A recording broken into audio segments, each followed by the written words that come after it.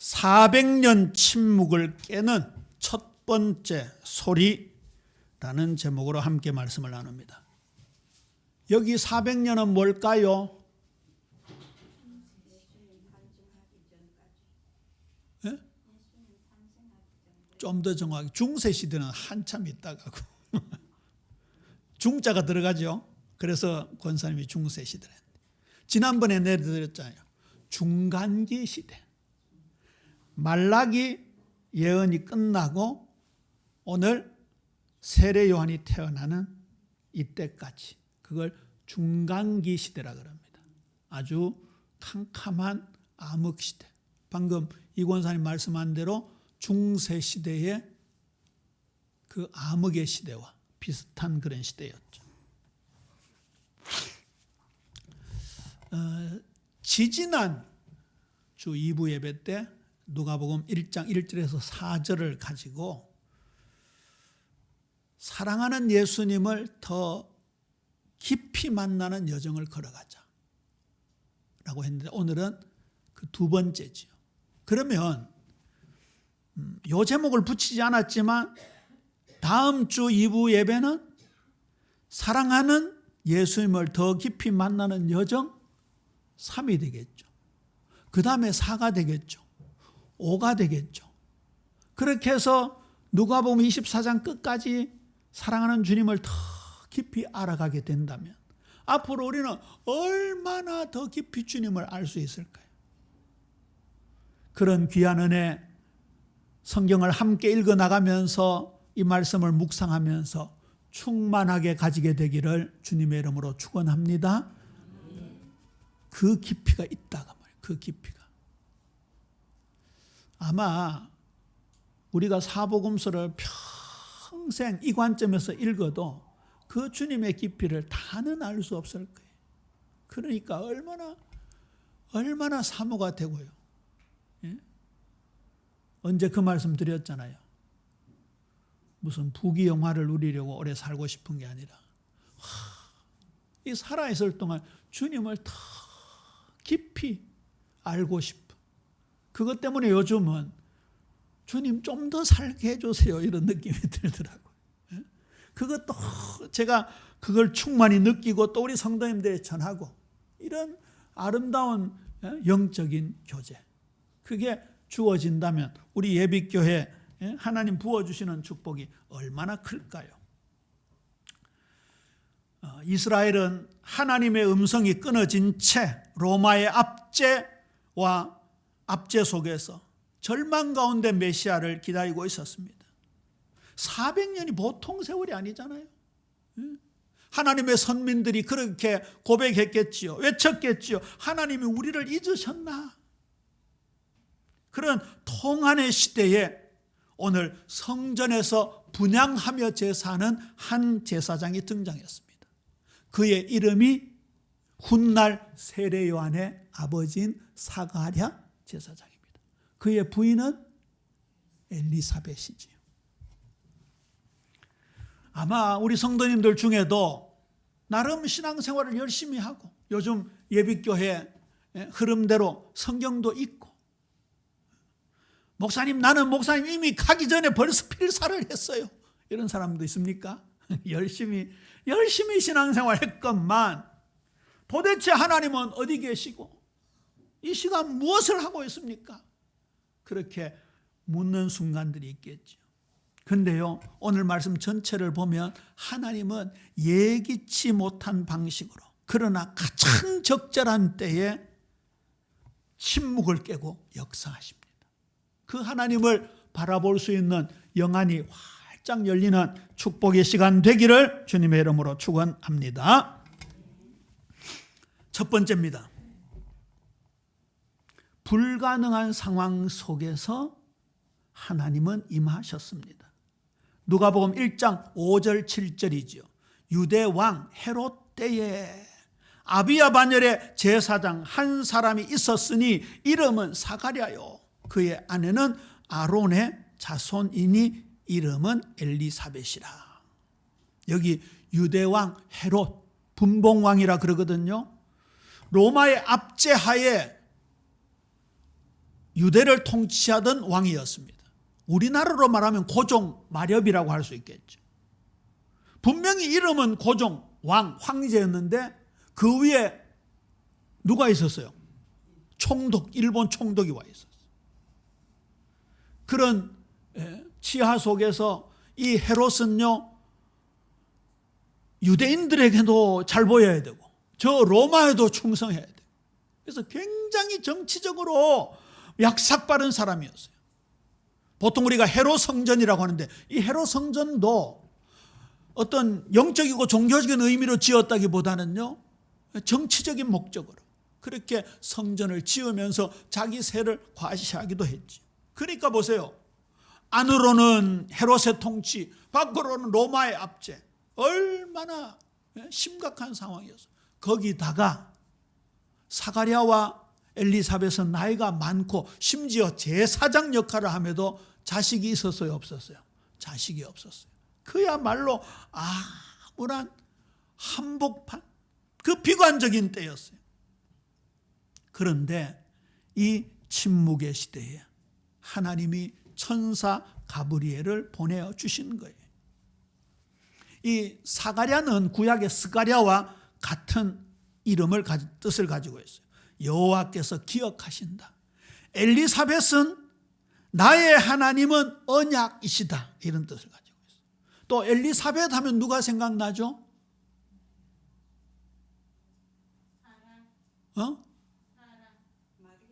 마리아. 전부 성경적이네. 엘리자베스 여왕이 생각나죠. 그러니까 그 아주 고귀한 이름이기 때문에 영국 여왕이 엘리자베스 1세가 있고 최근에 돌아가신 엘리자베스 2세가 있죠. 그런데 보세요. 여호와께서 기억하신다라는 의미와 나의 하나님은 언약이시다라는 의미를 합치니까 사가랴와 엘리사벳은 어떤 이름이 나오죠? 언약을 기억하시는 하나님, 이렇게 나오죠.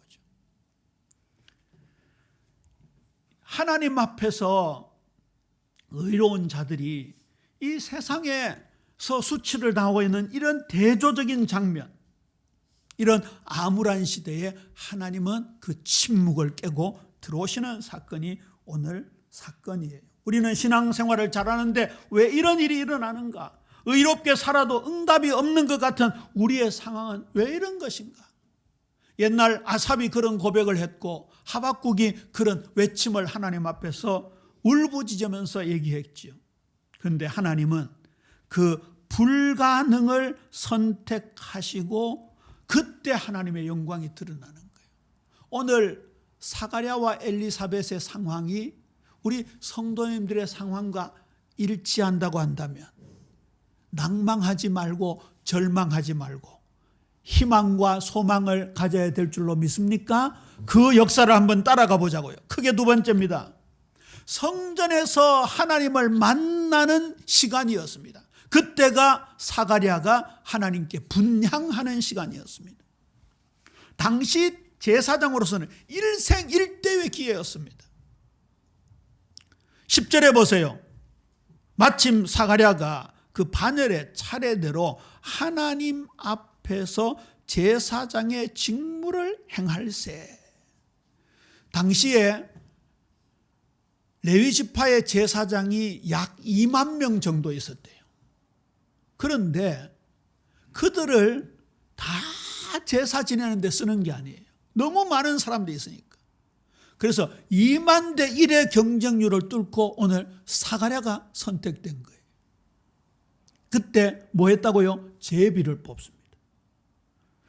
그 요나를 향해서 하나님께서 니느웨에 가서 말씀을 전파하라 했는데 요나가 어디로 도망갔습니까? 다시스로 도망가려고 요빠 항구에 갔는데 마침 배가 있었어요. 아마 요나가 이렇게 생각해, 이야, 이게 하나님 뜻이다. 그래 다시스로 도망가다가 배가 파손이 되었잖아요. 그때 배가 막 풍랑이 일어나니까 그 배에 탄 여러 민족, 여러 부족의 사람들이 막 자기들 신들한테 막 기도하고 그랬잖아요. 그러다가 합의하기를 제비 뽑아서 누가 문제의 원인인지 찾아내자. 그때 제비 뽑는 장면이 나오죠. 마찬가지로요, 이 제비 뽑는데 구약에 보면 하나님의 굉장한 뜻이 나타나는 경우가 있어요. 이 사가랴가 제비가 뽑혔어요. 제사장의 전례를 따라 제비를 뽑아 주의 성전에 들어가 분향하고, 모든 백성은 그 분향하는 시간에 밖에서 기도하더니, 지금 제사장과 백성들이 함께 기도하는 장면이에요. 특히 분향하는 것은 성경에서 기도를 상징해요. 요한계시록에 보면 8장 3절 4절에 보면 또 다른 천사가 와서 제단 곁에 서서 금 향로를 가지고 많은 향을 받았으니 이는 모든 성도의 기도와 합하여 보좌 앞 금제단에 드리고자 함이라. 향년이 성도의 기도와 함께 천사의 손으로부터 하나님 앞으로 올라가는지라. 우리 예비 성도님들 하나님께 분향하는 것처럼, 향기로운 연기가 하나님의 보좌에 상달되는 것처럼 기도의 축복을 받으시게 되기를 주님의 이름으로 축원합니다. 그래서 하나님의 보좌가 들썩들썩 움직이도록, 이때 하나님께서 그 기도를 들으시고 천사를 보내어 주셨습니다. 자, 천사가 나타나니까 사가랴가 깜짝 놀랐습니다. 놀라는 정도가 아니라 벌벌벌 떨었겠지.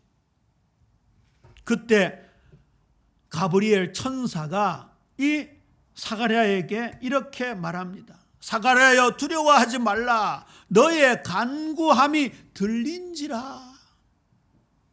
400년 동안 하나님께서 아무 말씀도 하지 아니하시고 침묵하는 그 시간, 제사장들과 또 백성들이 메시아 오심을 고대하면서 기도하는 그 기도가 하나님의 보좌를 움직인 것이죠.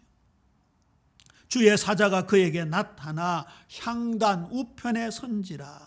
사가랴가 놀라워 무서워하니, 아마 거룩하신 하나님 앞에 선 죄인으로서의 그런 깨달음이 있었을 거예요. 오랫동안 응답 없던 기도가 갑자기 응답될 때에 두려움이 확 밀려오는 느낌을 받았어요. 또 반대로 왜 이렇게 오랫동안 침묵하고 계시다가 이제야 응답하십니까?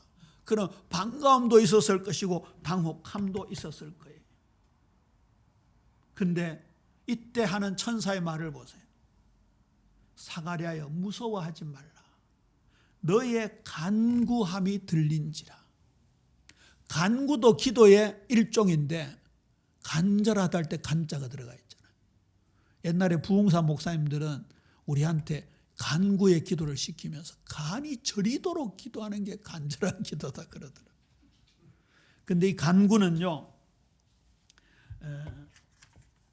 일반적인 기도와 달리 특별한 기도로서 응답될 때까지 지속적으로 하는 기도라고 해요. 야고보서 5장 16절에 보면 의인의 간구는 역사하는 힘이 많으니라 그랬잖아요. 언약을 기억하신다.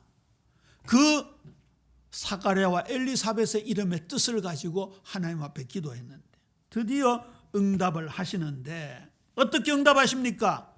내 아내 엘리사벳이 내게 아들을 낳아주리니.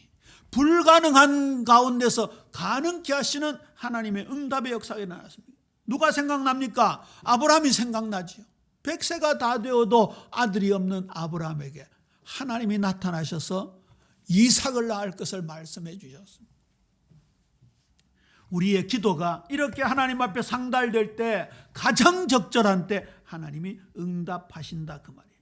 거기다가요, 내 아내 엘리사벳이 내게 아들을 낳아 주리니 그 이름을 요한이라 하라. 그렇게 말씀하셨어요. 제가요, 사가랴 또 엘리사벳 또 요한, 이렇게 이름의 세 뜻을 한번 뭉쳐봤어요. 이게 조금 풍류적인 해석일지는 모르겠는데, 어쨌든 2만 명 제사장 중에 여호와께서 기억하신다라는 이름의 뜻을 가진 사가랴와, 그 다음에 엘리사벳이 어디에도 나오는가 하면 창세기, 출애굽기에서도 나옵니다. 출애굽기 출애굽기에 보면 아론의 딸 중에 엘리사벳이 나옵니다. 엘리사벳. 제가 적어놨는데 출애굽기 죄송합니다. 출애굽기 6장 1페이지를 이쪽으로 갖다 놓고 출애굽기 6장 23절에 아론은 암미나답의 딸 나손의 누이 엘리세바를 아내로 맞이하였고, 아론의 아내가 엘리세바인데 엘리세바가 히브리어인데 여기 헬라어 경우에는 엘리사벳이다. 그러니까 의미가 있겠죠. 아무나 뽑은 게 아니겠죠. 그 다음에 요한은 무슨 뜻인가 하면 하나님께 은혜를 받은 자예요. 그러면 사가라는 여호와께서 기억하신다. 엘리사벳은 하나님의 언약, 요한은 하나님께 은혜를 받은 자. 언약을 기억하는 가문, 거기에서 기도로 낳은 아들이 하나님의 은혜를 받은 자가 된 거예요. 우리 사랑하는 성도님들 가정이 그런 복된 가정 되어야 될 줄로 믿습니까?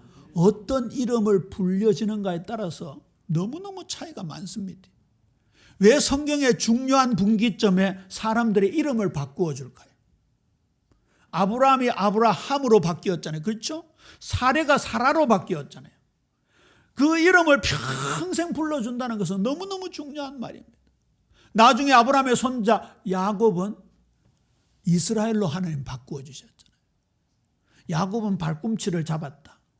또 우리 한국말로 해도 좀 약삭빠른 느낌이 들잖아요. 근데 하나님과 겨루어 이겼다라는 하나님의 응답의 칭호를 주셨잖아요. 그러면서 계속 이스라엘아 하나님 겨루어 이긴 자야 그렇게 부름을 받는다는 것은 얼마나 놀라운 일인지 몰라요. 앞으로 자녀들을 낳거든 성경적인 이름을 지어주시기를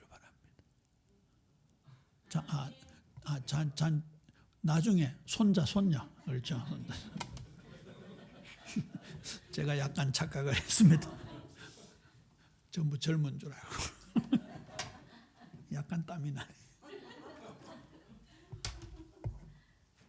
이렇게 하나님께서 너무나 귀한 가문을 우연히 뽑은 것 같지만 하나님의 섭리 속에서 그들을 부르시고 인도받으셨어요. 그 다음에 굉장히 중요한 말이 나오는데요.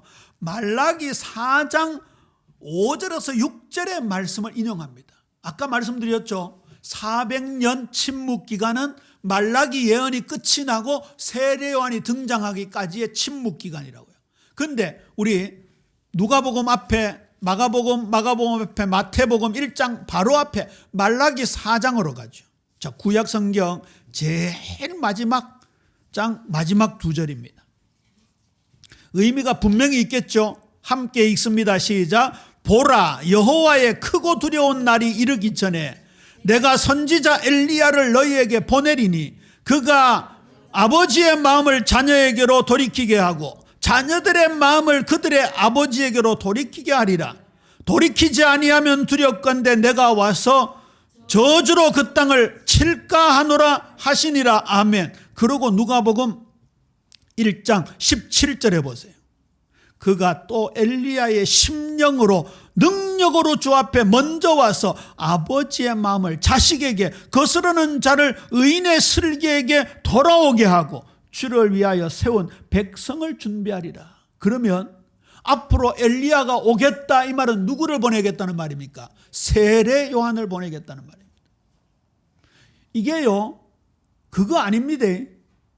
전생 그런 거 아닙니다. 윤회 이런 거 아닙니다. 엘리야의 사역을 잇는 그 의미를 담고 있습니다.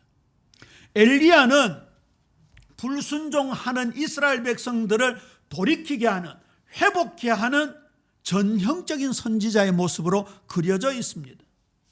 이때 이스라엘 백성들은 하나님으로부터 하나님의 침묵의 시간이 너무 많이 길어지니까 배교에서 떠나기도 했습니다. 결국 세례 요한이 엘리야가 성령을 통해 보여준 것과 같은 사역의 권능을 가진 자로 그 임무를 승계받는 굉장히 중요한 시간이었습니다. 저와 여러분이 이 능력을 받아야 돼요. 정말 우리 가운데 성령으로 충만케 하셔서 예수님을 예표하는, 사실 제가 이 누가복음 1장과 그 뒤에 가면 세례 요한에 관한 기록이 제법 길어요. 분명히 누가복음을 시작하면서 정말 사랑하고 사랑하는 예수님을 더 깊게 만나자는 의미를 가지고 성경을 펼쳤는데, 이 세례 요한의 탄생 고지가 너무 길어서 이걸 좀 살짝 넘어가고, 그 다음에 예수님 탄생 고지가 시작되는 마리아부터 시작할까 했는데 의미가 있어요. 제가 주석을 면밀히 찾아보니까요, 이 세례 요한을 통해서 그 다음으로 연결되어지는 예수님의 오심이 너무나도 선명하게 드러난 거죠. 그 다음에요, 사가랴는 천사가 아들 주겠다니까 믿었어요, 안 믿었어요? 안 믿었어요. 근데 그 안에 엘리사벳은 믿었어요, 안 믿었어요? 믿었어요. 그 다음에 마리아에게 천사가 나타나서 아들을 낳으리니 이름을 예수라 하라, 그 말씀을 마리아가 처음에는 어떻게 처녀인 나에게 이런 일이 있을 수 있겠습니까? 근데 나중에는 주의 말씀대로 이루어지기를 원하나이다, 이렇게 믿었어요. 그런 거 보면 확실히 우리 형제들은 좀 회개해야 돼. 자매들이 훨씬 더 예수님을 잘 믿어. 왜 그럴까요? 왜 그럴까요? 남자들은 아무래도 이게 복잡해. 집안 먹여 살려야지. 우리 집안에는 돈은 누가 관리할까요? 제가 관리. 복잡해요. 복잡하. 목사가 이게 얼마나 복잡할까요? 그러니까 우리 자매님들은 단순 어린아이 같아서 말씀을 싹 잘 받아들이는 것 같아요. 그러니까 사가랴와 엘리사벳이 대조가 되고, 사가랴와 마리아가 대조가 되고, 세례 요한과 예수님이 대조가 되죠. 오늘 히브리서 보세요. 모세보다 더 크시니, 천사보다 더 크시니, 수많은 구약의 제사 제도가 전부 오실이 예수의 그림자가 되잖아요.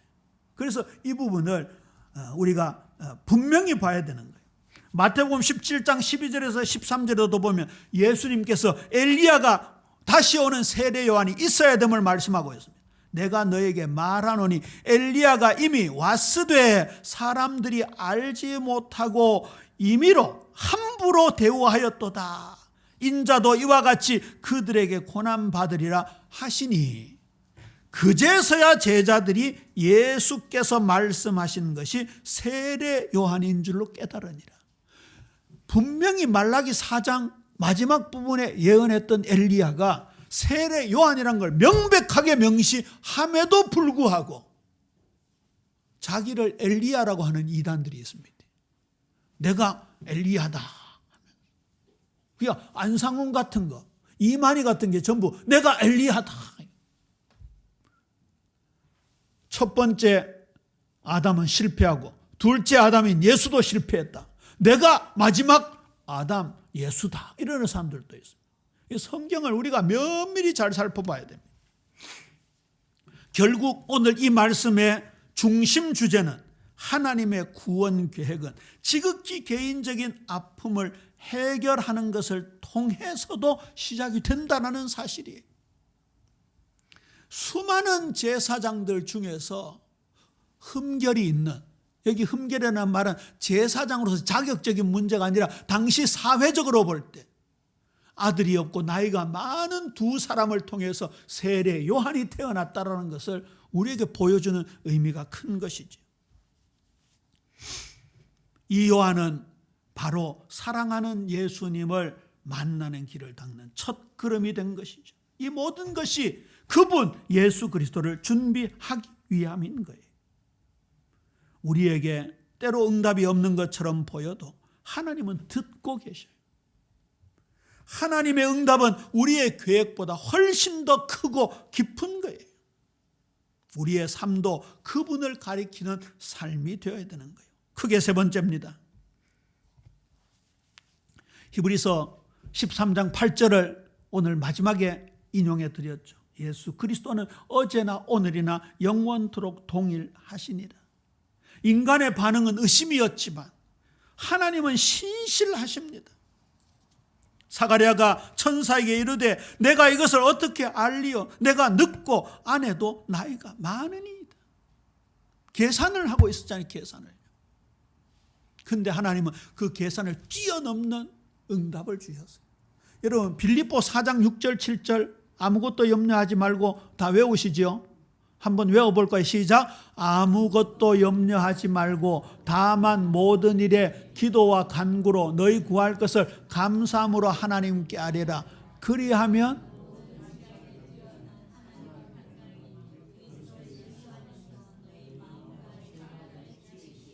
제가 멈추었던 부분에 무슨 단어가 있어요? 모든 지각에 뛰어난 하나님. 이걸 오해를 해가지고 복음성가 중에 지각에 뛰어나신 하나님 평강 이렇게 뭔가 하나님의 영광을 높이는 듯한 가사로 되어 있는데 아니에요. 거기 지각은 우리의 지각을 말하는 거예요. 우리의 계산, 우리의 헤아림을 말하는 거예요. 아무것도 염려하지 말고 다만 모든 일에 기도와 간구로 너희 구할 것을 감사함으로 하나님께 아뢰라. 그리하면 너희들의 계산, 너희들의 헤아림을 뛰어넘는 하나님의 평강을 그리스도 안에서 응답으로 주시겠다고 약속하신 거예요.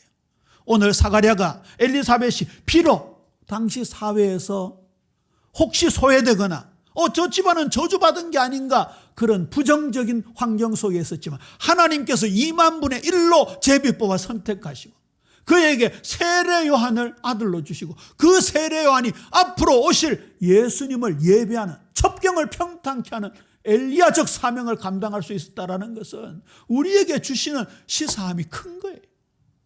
지금 상황과 형편을 걱정하지 마세요. 사가랴처럼 엘리사벳처럼 우리가 주님 앞에 감사함으로 기도하면 우리에게 하나님께서 우리의 계산을 뛰어넘는 인간의 계산을 뛰어넘는 모든 헤아림을 뛰어넘는 응답을 반드시 주실 줄로 믿으시기를 주님의 이름으로 축원합니다. 내가 늙고 아내도 나이가 많습니다라고 했지만 그에게 결국은 세례 요한을 잉태케 하고 출산케 한 거예요. 우리는 종종 하나님의 능력보다는 나의 현실적 불가능을 먼저 생각할 때가 많습니다. 그러나 하나님의 스케일은 우리의 경험, 우리의 계산보다 훨씬 크다는 것을 잊지 말아야 할 것입니다. 여러분, 믿음이라는 것은 이것과의 싸움이에요. 내 생각과 하나님의 생각이 너무나 크구나는 걸 점점 깨닫는 거예요. 그게 좁아지는 거예요.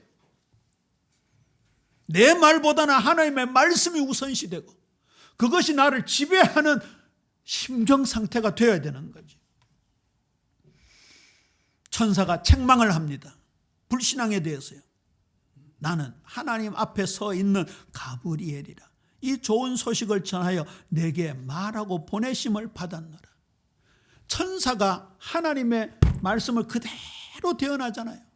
천사는 앞뒤 가리지 않고 그대로 전합니다. 이 죄송한 표현입니다만은 목사가 하나님의 말씀을 있는 그대로 전해야 되는데 장로님 눈치 보고 권사님 눈치 보고 집사님 눈치 보고 이럴 때가 있겠어요, 없겠어요? 있습니다. 요 말하면은 저 집사님이 걸리고 요 말하면 저 권사님이 걸리고 그러니까 막 말 못할 때 천사는 그런 거 있을까요, 없을까요? 천사는 없지요. 쥐가 목회를 합니까? 하나님 하락하면 하고 가니까. 그래서 딱 책망을 합니다. 무슨 책망을 합니까? 왜 안 믿었느냐? 그러면서 사가랴에게 무슨 책망을, 무슨 벌을 주십니까? 말 못하는 벌을 주시죠. 그러니까 그거는 어떤 걸 의미할까요? 이제부터는 말하지 마라. 그렇죠? 침묵하라. 그 말이에요. 하나님의 뜻을 기다리라. 그래서 아까 찬송가 366장을 부른 거예요. 우리의 귀는 주님의 말씀에 기울이고 우리의 눈은 주님이 어떤 계획을 가지고 계시는가 그걸 바라보는 거예요. 엘리사벳도 고백합니다. 직무의 날이 끝나고 남편 사가랴가 돌아오니까 엘리사벳이 잉태했는데 5개월 동안 숨어 있었잖아요. 주께서 나를 돌보시는 날에 사람들 앞에서 내 부끄러움을 없게 하시려고 이렇게 행하심이라. 하나님의 섭리적 은혜를 깨달았습니다. 엘리사벳은 5개월 동안 자신을 숨김으로써 하나님만 바라보는 시간을 가졌습니다. 누가복음 1장 34절 다음에 함께 나눌 텐데요. 같은 질문에 다른 태도를 보인 마리아의 모습이 선명히 대조가 됩니다. 사가랴는 근거를 보여주세요 라고 했지만 마리아는 마리아여 무서워하지 말라 내가 하나님의 은혜를 입었느니라 보라 내가 잉태하여 아들을 낳으리니 그 이름을 예수라 하라 라고 할 때에 나는 남자를 알지 못하니 어찌 이런 일이 있으리까 순종하고 싶은데 이해가 안 됐죠. 그러자 천사가 대저 하나님의 모든 말씀은 능치 못하심이 없느니라. 그때 마리아가 이렇게 대답합니다. 주의 여종 이온이 말씀대로 내게 이루어지이다 하며 천사가 떠나니라. 우리의 불신에도 불구하고 하나님은 신실하십니다. 때로 침묵은 하나님의 징계이자 반대로 가장 큰 은혜일 수 있습니다. 우리에게 있는 세상의 수치들을 제거해 나가시며 하나님은 우리를 향한 분명한 계획을 가지고 계신다고 말씀을 맺습니다. 누가복음 1장 20절입니다. 때가 이르면 내 말이 이루어지리라. 반드시 성취가 된다는 거죠. 하나님의 신실하심이 근거입니다. 사가랴와 엘리사벳처럼 우리의 삶 속에 침묵의 자리에서 하나님의 말씀이 응답되고 성취될 때까지 우리는 신실하게 우리에게 주어진 직분을 감당하며 엘리사벳처럼 기다리는 것이 중요한 거죠. 하나님은 불가능을 통해서도 일하시기 때문에 여러분의 불가능을 내려놓으시기를 바랍니다. 하나님은 우리의 기도를 듣고 계시기 때문에 포기하지 마시기를 바랍니다. 하나님은 우리의 외침 속에서도 의심 속에서도 신실하시기 때문에 그만을 신뢰할 것입니다. 하나님은 이미 사랑하는 예수님을 만날 여정을 우리 삶 속에서 시작하셨습니다. 누가복음을 한 달락 살펴나가면서 이 사랑의 주님을 더 깊이 체험해 나가는 우리 예빈 모든 성도님들 되어지시게 되기를 주님의 이름으로 축원합니다. 기도하겠습니다. 하나님 아버지, 불가능함 속에서도 일하시는 주님을 신뢰하게 하옵소서. 응답 없는 것 같아도 하나님의 신실하심을 믿으며 계속 간절히 기도하게 하셔서 결국 우리의 삶이 세례요한처럼 예수님을 가리키는 그의 첩경을 평탄케 하는 삶이 되게 하옵소서. 감사합니다. 예수님 이름으로 기도합니다. 아멘.